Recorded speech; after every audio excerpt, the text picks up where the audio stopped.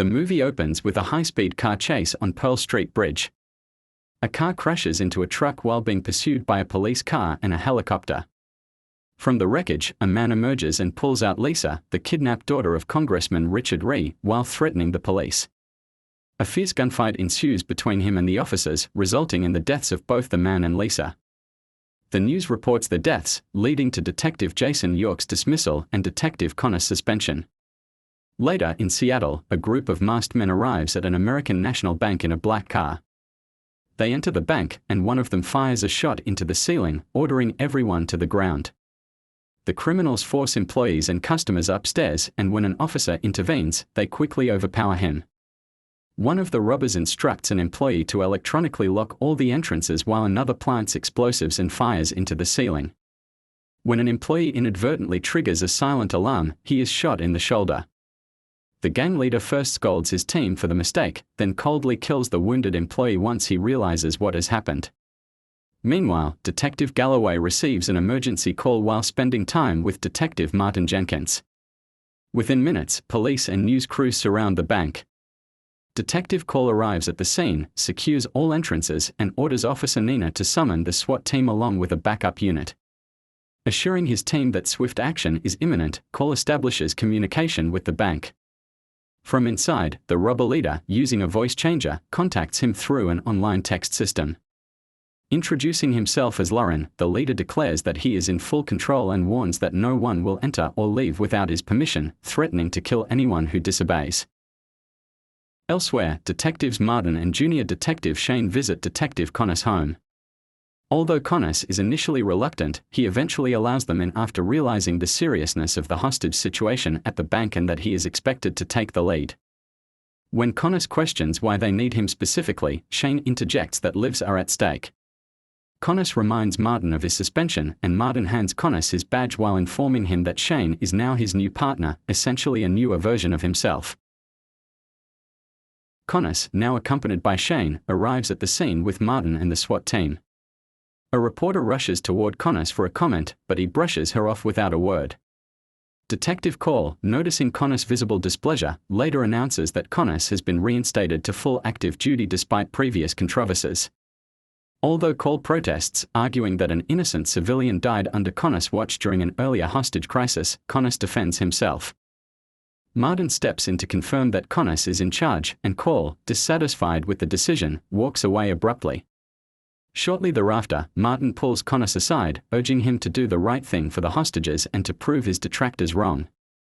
In a separate conversation, Martin advises Shane to remain vigilant, warning that every detail of the case is questionable, a comment that prompts Detective Galloway to sarcastically remark that Conners now has a babysitter watching over him. Inside the bank, the robbers begin setting up a rope, possibly as part of an escape plan or to tighten their control over the hostages. Detective Vincent briefs the team that there are an estimated 4 to 7 heavily armed individuals inside along with an unspecified number of hostages. Conners listens carefully, commends Vincent for his thorough analysis, and orders the team to establish direct communication with the robbers. The leader, calling himself Lorenz, instructs Conners to address him by name.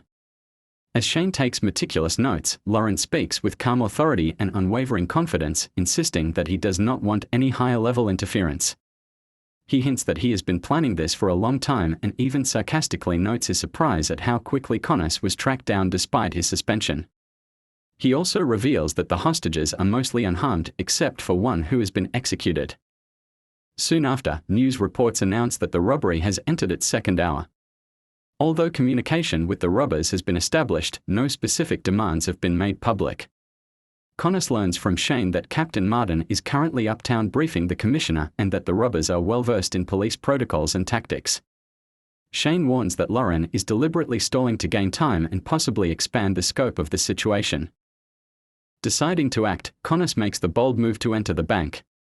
Detective Galloway expresses her concern, but Conners dismisses her apprehension, at one point even accusing her of impropriety, before regaining focus on the urgency of the matter. He meets with the SWAT leader to discuss entering through the front door. Although the door is electronically locked, Conners instructs the leader to cut the power so it can be opened manually. With the SWAT team and detectives assigning specific roles, Conners firmly warns everyone to follow his instructions precisely. Inside the bank, the robbers react by grabbing 2 hostages and displaying them as bait to provoke action. Conners initially orders the SWAT team to kill the power, but upon spotting the hostages, he immediately warns the commander to hold back, recognizing the setup as a trap. Despite this warning, the SWAT commander proceeds with the plan. As the team nears the entrance, a powerful explosive detonates, causing hostages to emerge one by one while officers work to assist them. Conners and Shane enter the bank to find it in ruins, burned and in complete disorder, with the robbers having vanished. They search every room, while the SWAT commander recovers gloves, a mask, and vests from the scene. Meanwhile, some hostages are severely injured and others begin giving statements to the authorities. Vincent later reports that 2 hostages seen earlier at the window are alive but in critical condition, and he notes that the exact number of robbers remains unknown. Conners orders Vincent to search the security room and check on every hostage, suspecting that some may have been involved in the operation. Determined to uncover more, Shane approaches the tech officer to request access to the recorded conversation between Conners and Lorenz. After initial resistance from the technician, who claims it could take over an hour, Shane's insistence eventually persuades him to help. Frustrated by their inability to access footage of the hostages due to the power outage caused by the explosion, Conners considers using external news camera footage. Before any further action is taken, Detective Galloway announces that Captain Martin has arrived and wishes to speak with Conners. Later, the bank's technical expert shares a theory with Conners and Galloway. He suspects that the robbers were not after money but a specific safe deposit box belonging to Prince Omar Alaban. Both detectives are stunned to learn that no cash was taken, only this mysterious target. Captain Martin then confronts Conners, blaming him for the chaos and the failed operation. Galloway attempts to defend Conners, but Martin cuts her off, stating that the commissioner's office is in disarray and making it clear that he will not be the one to shoulder the blame. As the investigation unfolds, Shane reviews his notes and notices anomalies in Lorenz's recorded call, details that he connects to chaos theory, the idea that seemingly random events reveal underlying patterns.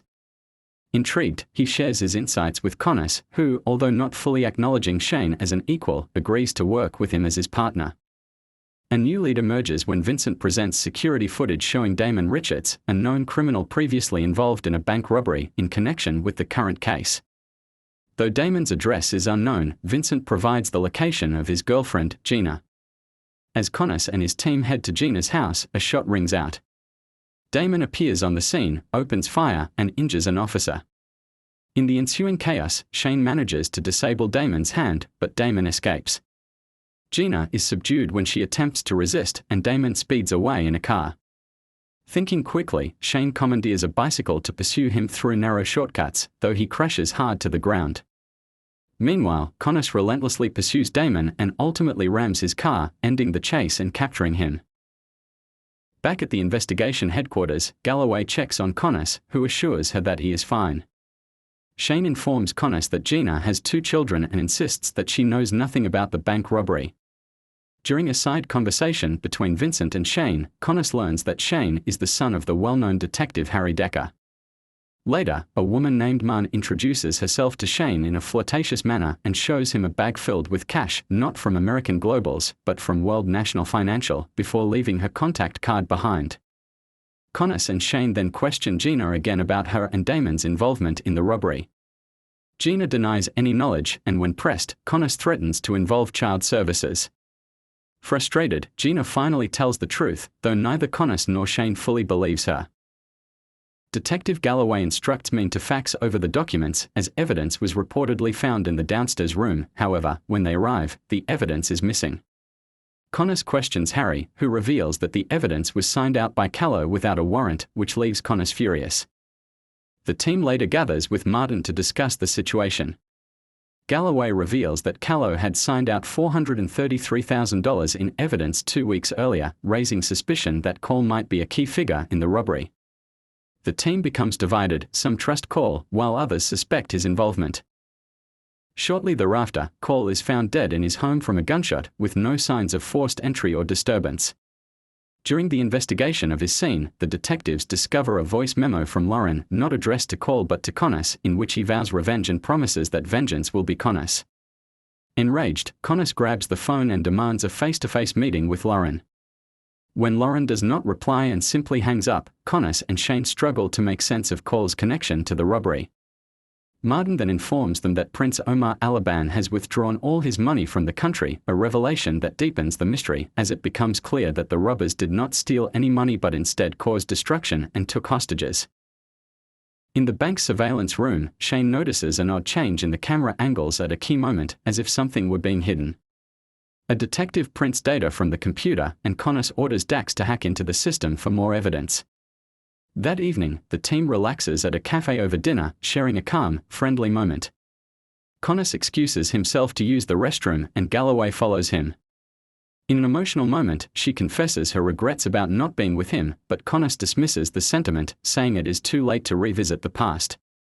Their brief respite is interrupted when Shane alerts them to another critical discovery. The bank's fingerprint evidence matches that of a man named Chris Leahy, a former hacker who once worked for a major software company. The team heads to Chris's upscale, heavily secured home. However, Lorenz is already there, monitoring the premises through security cameras. As soon as Chris is spotted, Lorenz kills him on the spot. Conners and Shane break in and carefully search the house, splitting up to gather evidence. Conners discovers Chris's body and, while examining the scene, spots Lorenz aiming a gun at Shane. Conners rushes to save him, pushing Shane out of the line of fire, but Lorenz escapes before they can apprehend him. Soon after, an ambulance arrives to take away Chris's body and to treat Shane's injuries. At the hospital, Damon mocks the detectives by treating the entire situation like a joke. In a heated confrontation, Shane grabs Damon's injured leg and warns him that he has one chance to talk. Damon eventually relents, agreeing to speak later. Conners then confronts Shane, accusing him of hypocrisy and questioning the extremes of his methods during the interrogation. As the investigation deepens, the team learns that Lorenz's real name is Scott Curtis, the brother of John Curtis, who was shot at the Pearl Street Bridge incident. Martin instructs the team to regroup at 10 a.m. the following morning. Conners and Shane subsequently visit the home of two suspects linked to Scott Curtis. Hiding nearby, they wait for Scott to appear. An argument between the suspects escalates into gunfire, and as Galloway's phone rings, Harrington, a suspect, aims at her. Vincent wounds Harrington in the leg, and after further confrontation, Galloway is forced to shoot and kill him. Elsewhere, Conners engages in a hand-to-hand fight with another suspect while Galloway spots explosives and urgently orders an evacuation. The team escapes the building, but Conners remains inside. Seconds later, another explosion rips through the house, causing massive damage. Emergency crews arrive to find Conners' badge and a charred body. Later, Galloway confronts Martin, accusing him of jealousy over Conners, but Martin dismisses her concerns and tells her to go home. Shane leaves quietly, clearly disheartened and unsettled by how everything ended. Back at his office, he tries to piece things together when Dax walks in with a revelation. Dax explains that the robbers planted a computer virus designed to randomly withdraw money from thousands of accounts. The virus constantly moves the funds across different accounts, never letting it stay in one place, making it nearly impossible to trace. He adds that the scheme could lead to losses in the billions. When Shane asks where the money is now, Dax admits he doesn't know. Overwhelmed, Shane says this is beyond their jurisdiction. Suddenly, Shane receives a call. It's the robber, calm and calculated. He tells Shane that he has become an unexpected and worthy opponent. Shane warns him it's not over and promises to catch him. The robber replies, "That's my wish," then adds that he only kills those who deserve it, specifically mentioning Callow and Conners. The call ends, but Shane becomes more determined than ever. Shane continues digging. He finds documents suggesting that Scott, also known as Lorenz, had once referred to a man named Ko as insignificant. Trying to connect the dots, he brings this to Martin, but Martin brushes him off and tells him to get some rest. Refusing to give up, Shane summons Harry into the interrogation room and accuses him of helping the wrong person by allowing evidence to be removed without proper authorization. He presents the sign-out sheet and the call report. Harry plays dumb, but Shane grows angry, shouting that he's been protecting the wrong man. In defending himself, Harry unintentionally says something that catches Shane's attention, a detail about how Scott knew Conners better than anyone. Shane doesn't press further, but the slip gives him a new lead. A flashback reveals the moment at the Pearl Street Bridge. Scott's brother, John, was aiming a weapon at officers and Conners was forced to shoot him to prevent harm. Scott witnessed the entire incident, setting the stage for his thirst for revenge. Back in the present, Dax manages to track Scott's current location through a service provider. Scott is using another alias. Shane heads there armed and ready.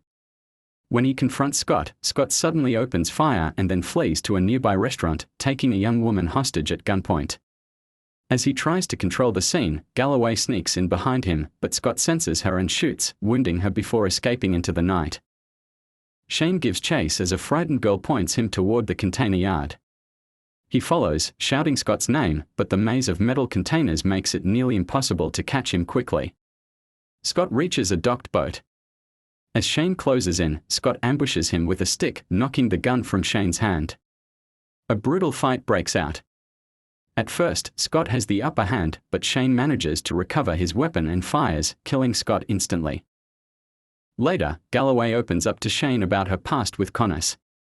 She quietly admits that she once loved him, then walks away, leaving Shane alone. Suddenly, Shane catches the scent of a $10 bill. It reminds him of something Detective Marie once said about the evidence. The smell matches. At the same moment, he remembers something odd that Conners did back at a cafe. His suspicions deepen.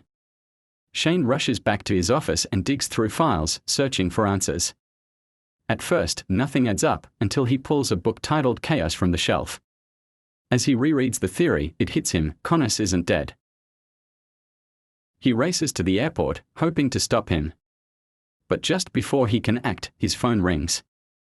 It's Conners, calm and confident. He admits the truth: he was behind everything. The phone call Shane thought came from Scott was actually Conners, manipulating the case from the shadows. He orchestrated it all: the heist, the explosives, the deception. Shane frantically scans the airport crowd, hoping to spot him. But it's too late. Conners hangs up. Moments later, Shane watches as Conners boards a private jet and disappears into the sky, leaving him with the truth and a case that was never what it seemed.